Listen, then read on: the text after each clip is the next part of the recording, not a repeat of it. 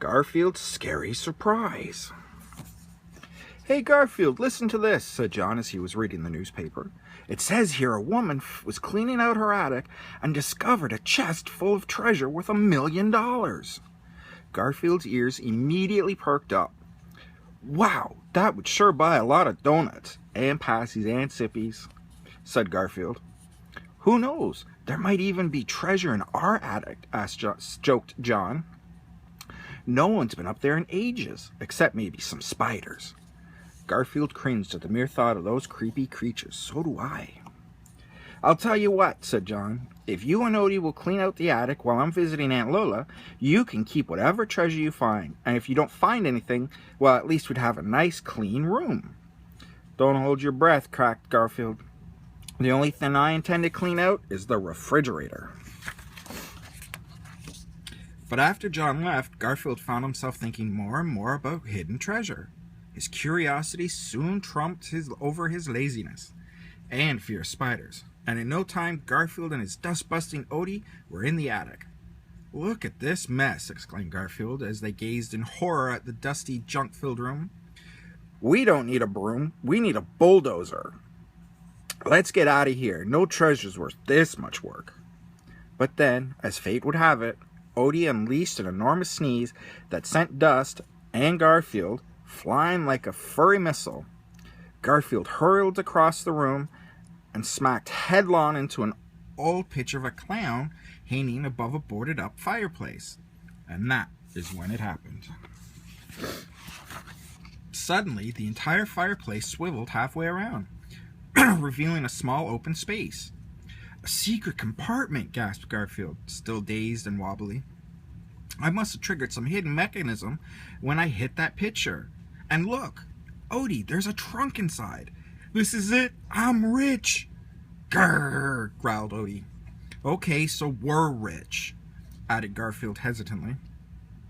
"I guess your contribution was nothing to sneeze at. Anyway, don't just stand there. Help me get this thing open."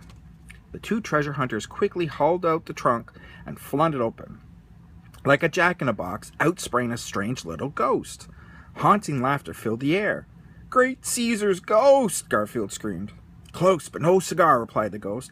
"Actually, Hugo P. Royster-Doyster's name, and comedy's my game. And that's no joke. Ha ha ha!" "Knock, knock," said the ghost. "Huh?" mumbled Garfield, who was very confused. "Knock, knock," repeated the ghost. Who's there?" answered Garfield. "Boo," said the ghost. "Boo-hoo," replied Garfield. "Don't cry. I'm a friendly ghost. Ha ha, get it? Boo-hoo, don't cry." Garfield and Odie just rolled their eyes and shrugged. "Let me get this straight," said Garfield. "You're a ghost." "Last time I checked," said the ghost. "And your name is Hugo P. Royster-Doyster?" continued Garfield. "Royster-Doyster," said Hugo P. Royster-Doyster. "That's my name. Don't wear it out. But you can call me Hugo, or you can call me Wacko, or you can..." "Okay, we get the idea," interrupted Garfield. But there was no stopping Hugo. "Don't stop me. I'm on a roll. I'm the ghost with the most. Hey, did you hear the one about the chicken who got sick? He had people pox." "Speaking of chickens, know what side a rooster has the most feathers on? The outside." "Don't applaud, just throw money." All afternoon, Hugo tortured Garfield and Odie with his corny jokes. "I can't take it anymore," groaned Garfield, covering his ears. "Let's make a break for it, Odie." But Hugo was hot on their trail. "What's the matter, boys? Got sensitive ears? I knew a guy with sensitive ears. He yelled every time I yanked them. Har, har, har." Garfield and Odie zoomed from room to room. On and on they ran, and on went Hugo's awful jokes, each one followed by a nutty chuckle, giggle, or guffaw. Finally, Garfield and Odie ducked into a closet and closed the doors. "Listen," whispered Garfield. "I think we've lost them. At last, a little peace and quiet."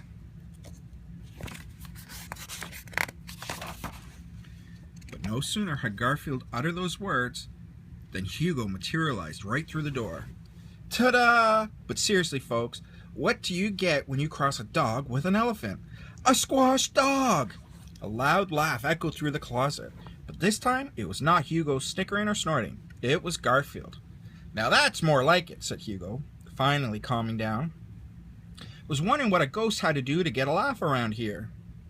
"Try telling funnier jokes, like the one about the squash dog," said Garfield. "You've got to admit, your material's a little on the stale side.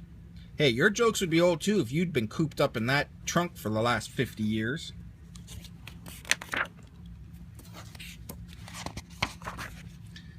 "What were you doing in there anyway?" asked Garfield as they left the closet.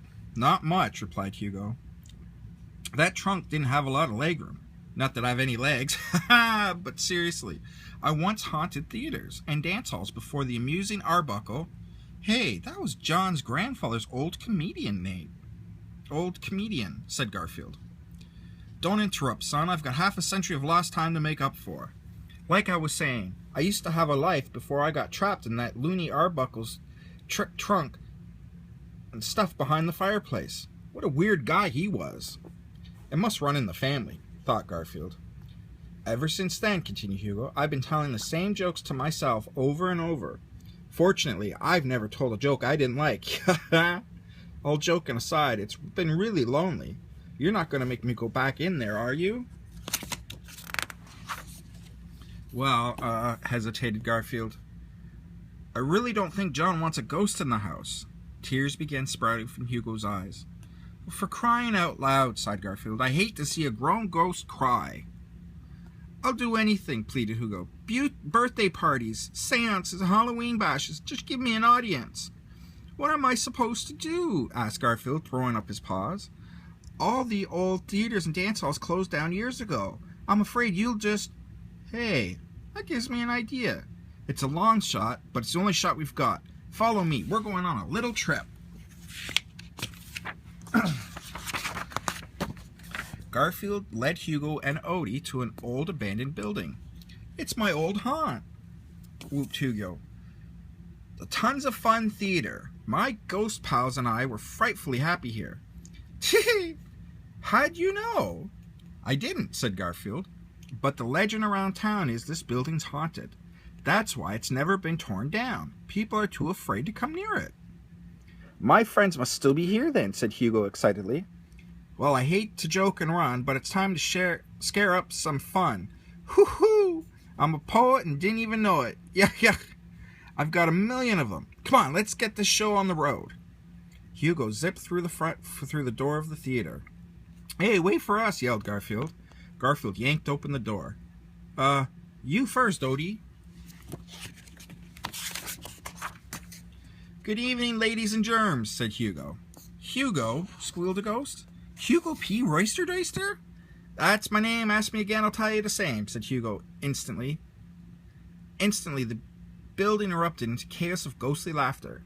"Let's hear it from my furry friends who helped me back here," cried Hugo, whistling and clapping, echoed throughout the theater. "Don't applaud, just throw money," quipped Garfield. "Ha ha, now you're getting into the spirit," roared Hugo. "Hey, why don't you stick around?" "No thanks, I've caught your act already," said Garfield. "Maybe we'll see you later." "Not if I see you first," snorted Hugo, waving goodbye. Garfield and Odie left the old theater, which was ringing with ghostly guffaws. "Well, Odie," said Garfield, "I'm glad Hugo's finally back where he belongs. You know what they say, be it ever so haunted, there's no place like home." The end.